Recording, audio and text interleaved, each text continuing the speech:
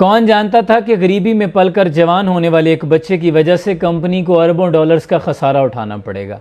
ایک press conference کے دوران کرسٹیانو رونالڈو مشہور فٹ بالر نے اپنے سامنے پڑی کوکا کولا کی بوٹلز کو اٹھا کر سائیڈ پہ رکھا اور پانی کی بوٹل کو اپنے سامنے رکھ لیا۔ صرف اس وجہ سے کوکا کولا کمپنی کو 3 دن کے اندر $4 بلین کا خسارہ اٹھانا پڑا۔ بات یہیں ختم نہیں ہو جاتی۔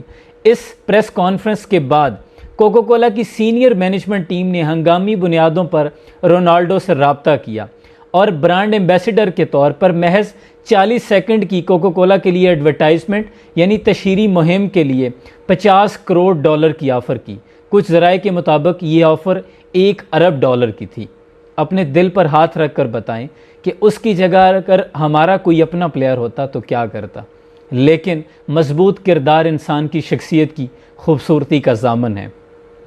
اس پر رونالڈو نے تاریخی جواب دیا کہ وہ چیز جو میں اپنے لیے پسند نہیں کرتا اور میں اپنے بچوں کو بھی اس سے دور رہنے کی تلقین کرتا ہوں، تو محض ڈالرز کی خاطر میں دوسروں کو اور دوسروں کے بچوں کو اس کی پروموشن کیسے کر سکتا ہوں، اس کے پینے کا مشورہ کیسے دے سکتا ہوں؟ کیا یہ وہی الفاظ نہیں جو آقا مصطفیٰ صلی اللہ علیہ وسلم کے ہیں کہ ایک مومن وہ ہے جو چیز اپنے لیے پسند کرے تو دوسرے اپنے مومن بھائی کے لیے بھی وہی چیز پسند کرے؟ تم میں سے بہترین شخص وہ ہے، مومن کی یہ پہچان ہے۔ لیکن ہمارے جو اخلاقیات تھی، ہماری جو مورل ویلیوز تھی، وہ اغیار نے اپنا لی ہیں، لیکن ہم عمل سے خالی ہو گئے ہیں۔ عمل سے بنتی ہے زندگی، جنت بھی جہنم بھی۔ یہ خاکی اپنی فطرت میں نہ نوری ہے نہ ناری۔